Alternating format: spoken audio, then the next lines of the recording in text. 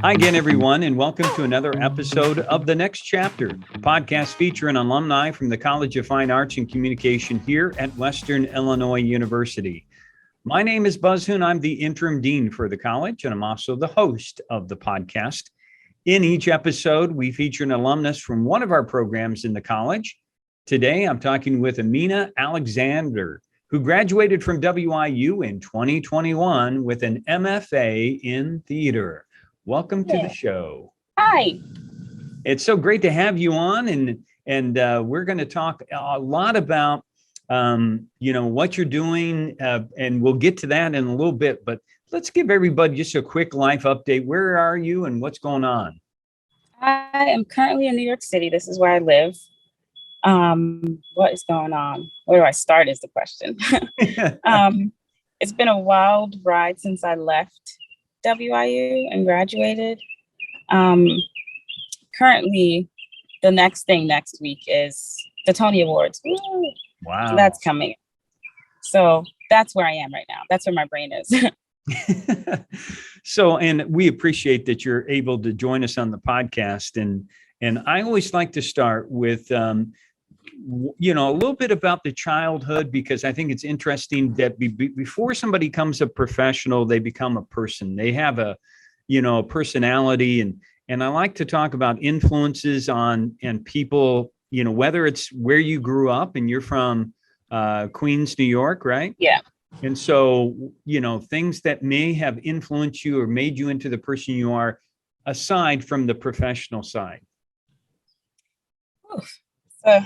It's a tough question. I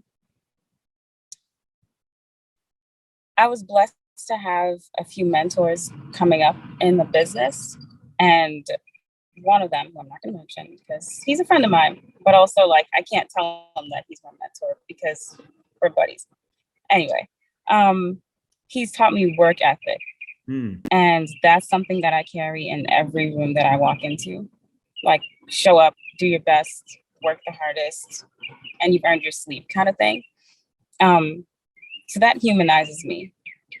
I'm learning that in this industry, perception is everything. But my goal is to bend that. You don't have to be super categorized in order to be just one thing. You can be a whole lot of things and still have a vision and still have a goal. So that's kind of where I am. I would also say my dad taught me humor and to find the joy in everything. We all know that theater can be 8 to 15 hours a day kind of situation. So we all have to be in the same room. I apologize as a guy walking by. We all have to be in the same room for this whole time. So find joy, laugh a little bit, make it worth the while, So how do you maintain, being authentically who you are, who you've been up to this point in time, as you start to adapt, with the professional demands of in the theater business? Mm-hmm. You said, how do I adapt? Yeah. How do you maintain who you feel like this is the core of really who I am? It's funny you ask that. Because there's sometimes in rooms, 1, I'm smaller, 2, I'm a Black woman, and 3, I look young. So that can easily be perceived as childlike for some people, especially some older people who's been in the industry for years and have made their stamp. And now this new person is walking in trying to not really take over, but have some light shed on them. And I believe I have to walk in and just remove the perception that they have of me and just be you're here to do this thing. They're going to like you whether or not, you can't help somebody else's perception of you. So show up, be a good person, be adaptable. Things change at every minute of whatever job you're doing. And you just have to keep changing. You have to keep positive while things are changing, if that makes any sense. Yeah, no, that's a great analogy there. And I'm also wondering, as a child of New York, you know, do you think that that's impacted you at all in terms of your confidence and and you mentioned earlier about your work ethic, just the ability to compete and to want to be where you know, at the level that you're currently at? I would say yes, New York has molded me. There's a particular swag that people from out of state bring up about us. I would say it's definitely toughened me. I mean, growing up here, I had to learn how to take the train by myself, right? If you ever been to New York City, you know that's a whole beast on its own. And I remember like being early in high school, freshman year, I would skip class, which you shouldn't do, children. Skip class and learn how to take the subway because this is when we had maps. I sound old now, but we had paper maps, and it's like you had to like read it and learn how to connect the lines and which lines connect each other during rush hour. And it's just a lot going on, so you have to be and trying to make it home by 5:30 because of rules. So you have to fit it in. You have to fit in. Like we all get the same 24 hours. Things are fast here. You have to, if you want to do something, you have to grind in order to learn how to do it. So New York has definitely toughened me. Yeah. And we walk fast. Well, you know, I have been to New York one time, and New York City, and everybody gave me the advice, whatever you do, don't look anybody in the eye because they'll know you're a tourist. Then when I got back, I don't think that's true. Yeah, well, when I got back, they said, "How was New York?" I said, "I don't know. I looked at the ground the entire time." That's so funny. My one New York advice for tourists is just don't stop. Just keep going. Physically, like don't ever stop in front of somebody. If you're gonna stop, move to the side.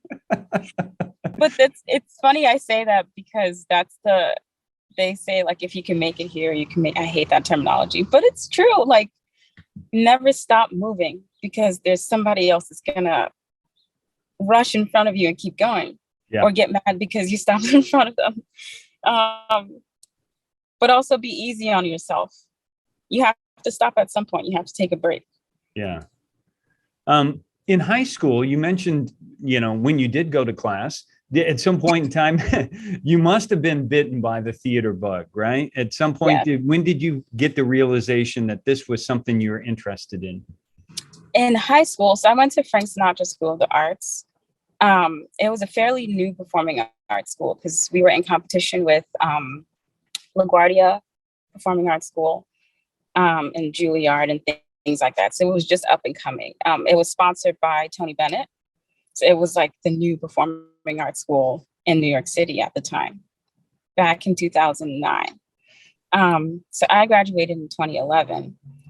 And in 2011 is when they started like a tech theater program, like a stagecraft class.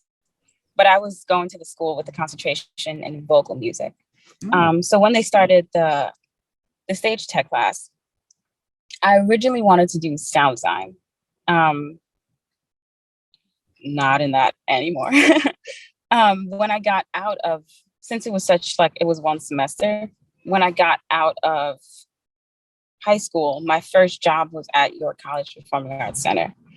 And I was green, like I didn't know, it was my first job and I didn't know what I was walking into, but they were looking for students to help around in the theater for any like rental shows that came in. And I remember learning how to patch lights on a Hog 3, which is not the coolest board anymore, but a lighting console. But learning how to do that. And my first show was an Indian show, like an Indian music show. And I was just turning subs up and like turning lights on and didn't know what they were doing. But from then on, I kind of just like, okay, this place is giving me some place to try something new and to just get my hands dirty. So why not? And I can get paid for this. Say less. So you're kind of self-taught at that point, right? You're just kind of experimenting, figuring things out, and so that very early on, though, you're exposed to it, and you think, okay, this is something. And I like that you had mentioned you started hustling for as much work as you could. Yes. Because how does that make you grow? Experience, getting thrown into deep water and learning how to swim, which I don't know how to swim yet, but it's a goal of mine. Yeah. Experience, you learn how to communicate with people. You learn how to, it's like moving into a new city. Like I walked into a field that I knew nothing about. I didn't have any textbook experience. I didn't have anybody telling me what to do. I had YouTube videos Mm-hmm. and my fingers crossed, really. I remember taking my first electrics call. I got paid $200 for like 3 weeks of work in a tiny, tiny theater that had just like a wooden plank as the set design. And they did 3 shows on it. And I remember learning how to tie a clove hitch knot, which you tie the cable to the pipe in a specific way so it releases the tension. And that was my first gig that I ever got paid for. And I learned so much on that job. So I was like, okay, you might not, you don't have the luxury of going to school right now to learn this, but you live at home. You can take all these catch-all jobs and you can like go up from there. So why not? I had my mentor from York College, I had a good backbone with him, and he gave me like the advice in the back of my head, like, okay, you might not be getting paid, but you're going to learn this, and this is going to put you onto this. So, and keep taking the steps that way. So, yeah. So at that time, you're kind of feeling like you're investing in yourself, right? Yes, very much so. So you're taking these and you're learning different things as you continue to go along, and everything that you're putting into your sort of your tool belt, is something that makes you a little bit more valuable for the next job. Yes, very much. So you're at your college, as you said, and doing the work at the Performing Arts Center. Mm-hmm. So at some point in time, and this is what I'm interested in finding out how and why, we were so lucky and fortunate to get you here in Macomb, Illinois. How do you go from New York to Macomb, Illinois?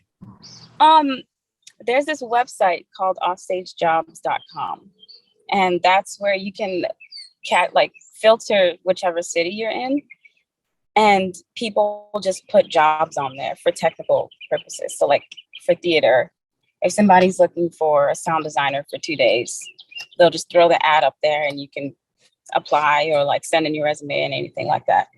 So at the time of my life where I was, I think that was 2017, 2018, I was doing that. I did that for a whole year, and I just went on that website every day and I got jobs that way.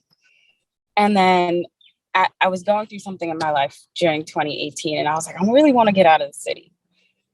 And that's how I ended up. I was on Offstage Jobs looking for a job, and I saw the ad for grad school, and I was like, 3 years? And they're going to pay my tuition? Well, I guess I can get out the city. And that's how I ended up there.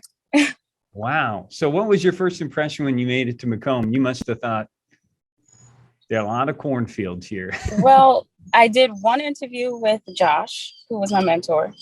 I believe I talked to Steve, and then they were like, there you go, show up. I didn't do any visits. I didn't do any FaceTime. I didn't do any Zoom calls. I got on the plane, got on the train, got to Macomb, Illinois. The very next day I started class. I didn't see anything. I didn't know anybody. I just literally showed up and started school. So it was a little bit of a shock, but I guess I was open to the change. Yeah. So it didn't feel scary. That New York confidence coming through again. I got here and everyone was like, you don't have a New York accent. And I was like, we have accents? Yeah, I'm sure the Midwesterners here were all expecting the movie accent. Mm-hmm. I didn't even notice until they started pointing it out, and I was like, I guess I don't have an accent. So, what when you come here, and what kind of memories do you have of people that you're meeting that you enjoyed, and also faculty members, things that you got to participate in? Well, Josh, my mentor, very memorable. Um, it was just funny, the dynamic, because I don't know if you ever met him, but he's really tall and bald, and I'm like tiny and black. And it's always like we walk into a room together, and it's like, okay, that's a dynamic. So that was always fun. Lighting the courthouse was fun, although it was freezing. That's very memorable for me. And that was a big deal. That was a very magical time, that impacted a lot of people. Yeah, it was for a class project. So like learning how to use the software and then using the specific lights. But then watching the community come together was fun. Yeah. So that's dope. The faculty members, Tammy was awesome, is awesome. Billy, that's the guy right there. He's a memorable character. I appreciate it. And then like working with the students and collaborating on shows, that's always something that I had fun doing. And then like bringing stories to life. So, I'm sure at that level, as an MFA student, that you're not only you're learning some, but you're also sharing quite a bit of information. The things that you had learned independently before you came here, and how you're trying to again see what kind of things apply. So that must have been a time where you're really feeling that everything's starting to come together. Yeah, I mean, grad school taught me how to think like a designer. Before I was mostly taking electrics calls and assisting calls. And I the collaboration or the bigger picture or learning how to pull something from nothing concept. So this grad school really taught me how to just, okay, you have a source. How do we all work together to make it a visual? So that was a big thing for me. And there was a lot of class projects. Josh is going to be so proud because I'm saying this out loud. Like the photography, the lighting journal is what we called it. We would just go around and just take pictures of light sources or like things that inspire us. And still to this day, I use that. Just if you go in a church and you see a stained glass window, and you're like, wow, that looks beautiful. Snap a photo. And then like the next week, you're doing a show where the show takes place in the church, and you're like, that picture that I took, Amina, there you go, inspiration right there. So things like that, learning how to just open my mind was necessary. And that's what, I think that people take for granted is that you start to observe things and see things within the world like an artist does that we just take for granted, or we observe and we don't put it all together until we go to a production. And then when we see somebody lit properly or seen, and how much a difference it can make in that it tells its own, helps communicate information in a different way. Yeah, definitely. I actually did a show called Superhero. It was my first like full length off Broadway situation. And reading the script, I was like, oh God, the script is crazy. It's about a little boy who evolves from 5 to like 12 years old, and he's getting bullied. He lives in New York City. But his defense mechanism and like the way he interpreted the world was like a superhero. So in the show, he'll be he broke the fourth wall a lot, and would like come down stage and talk directly to the audience, but then walk up stage and he's like back in the scene. And the way he would do these like freeze unfreeze situations. So like, let's say for instance, his mom is talking to him and she's like flipping out about him leaving the dishes in the sink, for example. And he would walk down stage, be like, I don't know what's wrong with this lady. She's blah, blah, blah. And then he would turn up stage. His mom would still be frozen, but he would like Spider-Man, spider web her to like freeze back into the scene and like break the fourth wall. And now we're back into reality. So working with that, I was like, oh my God, how am I going to do all this? And it was something as simple as like we'd put LED tape around the set to like, outline it. And every time he would freeze unfreeze, it would be like a flash in those. And it was so bright that it kind of like shocked you, but it shocked you back into reality. Mm-hmm. So learning how to use things like that and learning how to just take something, you have one source. How do you make this source work for you in different ways? That's been the biggest thing this year was that. Because I'm at the stage in my career where I'm doing smaller budget shows as a designer, but you also want it to look good and you want it to read. So how can you use a small amount of items to tell a bigger story? Right. And I mean, I would hope that any student would understand that you're not always going to have whatever you want at your disposal. Yeah. Exactly. But so before we get into the professional life, any other Macomb memories, things you miss about Macomb, Illinois, and the small town life? I miss cheap rent. I miss my apartment. I miss cooking. Yes, those are like the deep things that I wish I could have brought back with me. Nice. So, okay, let's transition into you graduated and then you had this great opportunity as a Black Theater Coalition Fellow. Yes. Can you talk about that?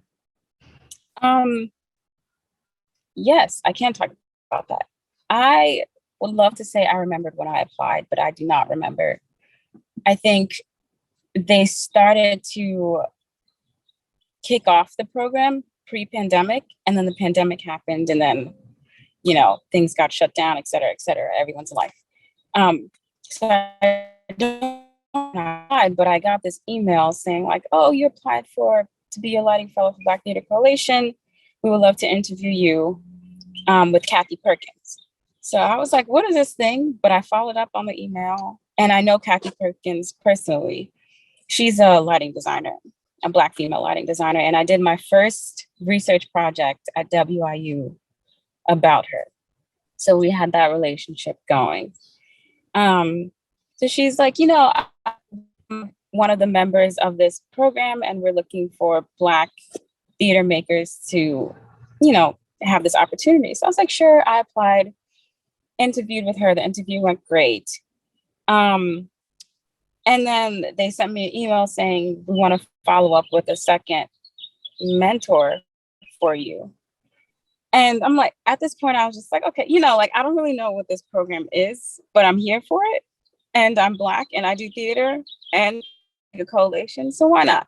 So that's kind of how I got wrapped up into it. My second interview was with Natasha Katz, she's pretty famous. Everyone kind of knows her. But I personally didn't know her face. I just heard of the name for a long time. So we had our interview. It went great. She's absolutely amazing. So at this point, I was a little nervous, like, oh, this is a big deal. Like, they all work on Broadway. I don't work on Broadway. What is this program? And I honestly walked in and I was like, okay, these people do. This is just my thought at the time. This is way too big for you to chew off. Come down. And this is what I was telling myself. But after interviewing with Natasha, she was like, she kind of broke down the program for me a little bit. And she's like, this gives you an opportunity to be in rooms and you will be my fellow. So you would have a seat at the tech table and you would be observing and able to give input. You won't have to carry the show on your back, but it would allow you the opportunity to see a full production on this scale from beginning to end. And I was like, yes, where do I sign the dotted line?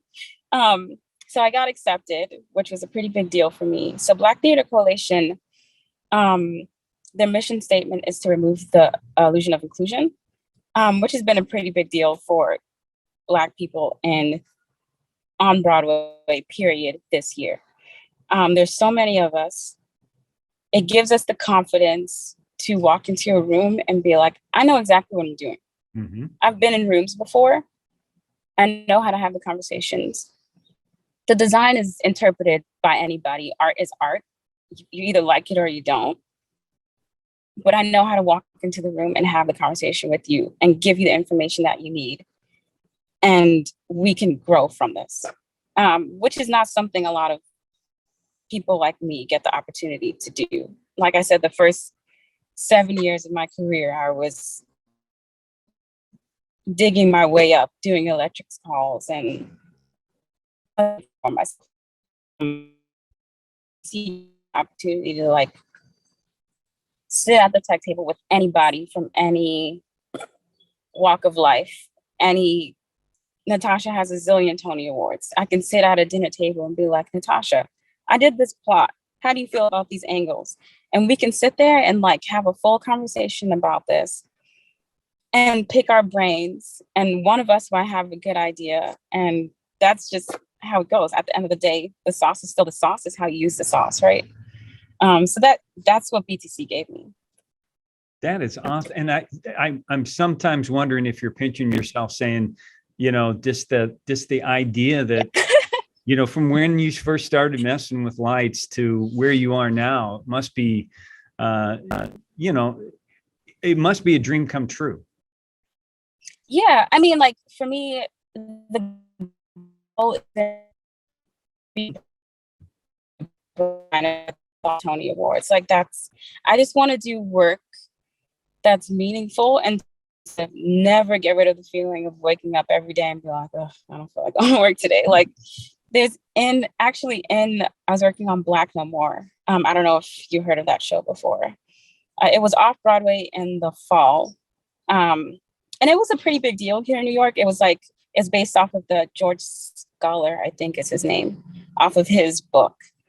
And it's about a Black guy who invents a device that turns Black people to white people. Mm-hmm. And this guy who he was one of the test dummies on it, on the device, he fell in love with this white woman and he didn't want anything to stand in his way. So he decided to turn to a white man, and he ended up going to Atlanta and becoming the leader of this like cult, which was not who he authentically was. He impregnates the woman, but all this time it's a facade because she doesn't know that it's this man that she met all these years ago who was Black. He's now this white man. Crazy story. But I remember sitting in tech rehearsal for that because I assisted on it. And I was like, yo, it's midnight and we're still here. Like, can we go home? But then I remember like feeling, wow, I'm going to wake up and do this exact same thing tomorrow. And it's going to be great. And I can do this every day and not get bored. Because it's always something different and it's always adaptable. And you meet different people and you find ways to just find joy in a 10 out of 12 rehearsal, Yeah, it's been a crazy ride. I've been pinching myself along the way and like finding moments to decompress and be like, okay, this month you sat in a room with 5 Tony Award nominated people on the making of a Michael Jackson musical. And you were able to give input and you were able to have an authentic conversation with this designer and be like, I think this cue should be yellow. And she actually take your advice and know, like, you've been valued this month. How? What? That is so awesome, but you deserve that. And I hope that our students that get to watch this understand that that's, to take advantage of the opportunities that are presented to you and that you do belong. You have the opportunity to contribute. Mm-hmm. And like say what you have to say. Speaking of being in WIU taught me how to have conversations and like to speak up for your work and speak up for your opinion. Because it's easy to just be like, a director can walk into a room and be like, I want the whole show to be red. And you're like, your script doesn't call for the show to be red, but here's 1 through 10 at full in red, just to please the designer. But they don't know that they don't know. And this is not for every designer, but it's important to represent your work and say, right now, I don't feel like this show should be read because this character is feeling something different. Maybe we have the show blue and then we go to red, but then there's a downpool that isolates him. So then the audience feel what he's feeling. Yeah, just having those conversations, knowing that your word is valued, knowing that you speaking up for yourself is not you being a bad person. Okay. I'm interested in finding out, you've got this wonderful website out there that promotes what you've been involved with and how to contact you. And is that how how do you find work? And is it again about, the connections that you're out there making? Yes. In the beginning, like I told you, it was the hustle, learning how to do the basic things and doing them with confidence. This past year, since I left grad school and through BTC and through taking on jobs, excuse me, that I didn't want to take on, but I knew that would put me in the right shoes to like meet somebody else. Networking, that's a whole concept on its own. Just the amount, I didn't have to apply this whole year because people have just been reaching out to me and, through word of mouth. Oh, I hired her to like assist me on Black No More. And she's free this week. Do you mind if I her? And literally through word of mouth is how I've been getting everything.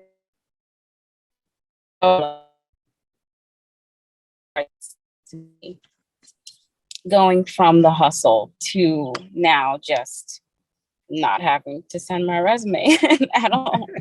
Improve yourself. It's wild.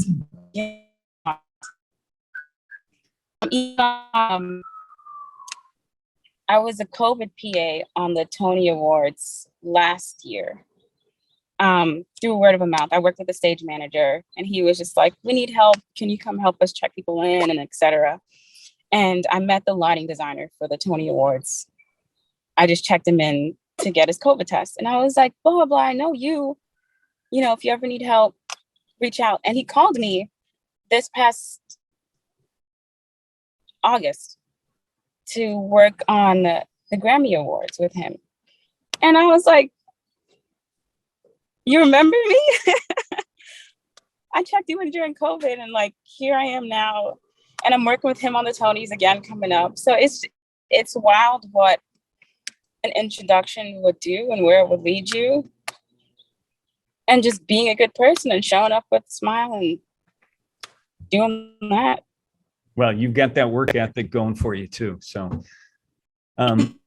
Amina, before we move on to, I just want to say, because I think a lot of people, and this is my own interest, I'd be saying, what would be your dream job? Because you've got so much ahead of you, but what would be a dream job for you? Job is a tough word in this industry because I still have my parents in the back of, over my shoulder saying, get a city job. And I'm like, no, what? It's not good. Thank you for caring. So when I hear the word job, that's what I think of. I think of my parents. I would say project. Okay. A dream project of mine would be, I love new work and building something from scratch. I love Black stories. I think it'll probably be something along that line. So something like along the lines of like hypothetically speaking, like if Do the Right Thing, the musical came out, I don't know if you're familiar with that Spike Lee movie. Mm-hmm. Like that would be something cool. Like that's a new work. That's something that'll like, you can turn, it can be a musical, we can have Radio Raheem walk down stage and with his speaker on his shoulder and like do a full song. Something along those lines. Something authentic to New York, something with a Black message, something that's fresh and cool and will have an impact. But it's also still relevant today, If we ever see that on Broadway, we know where the idea came from. I got to patent it now before somebody steals it. That's right. Somebody hear this and take that idea. Our last thing that we always like to talk about is sort of advice that you would have for a young person that was much like yourself and that, 18-year-old person, in that body to say, what kind of advice do you have for somebody that would be interested in following your footsteps? Well, I hope someone doesn't follow in my footsteps. Okay. I hope that everyone's road is different. Everyone's timeline is different. As long as you don't slow down means you're still moving. As long as you don't stop, it means you're still moving. I would say be gentle with yourself because the world is tough and it can beat you up. And your narrative is not your narrative until you start to change what that voice sounds like. So my biggest advice would just be gentle. Be blessed to wake up every day. Be blessed to be able to have the opportunity to try it again. Every day you wake up, let's say, for instance, you didn't do laundry yesterday. Don't beat yourself up because you didn't do laundry yesterday. Just wake up and do your laundry today and turn on the music and make it worthwhile, Be gentle. Well, for a young person, you are a wise person, and I'm glad that kind of discernment is been bestowed upon you. So, and thank you for joining us. Thank you for having me. I appreciate it. And thanks to all those that are watching or listening to this episode. We will continue to have alumni from all of our college departments on the podcast, and we hope that you continue to support our departments and schools here at Western Illinois University. So until the next episode, stay safe, take care, and God bless.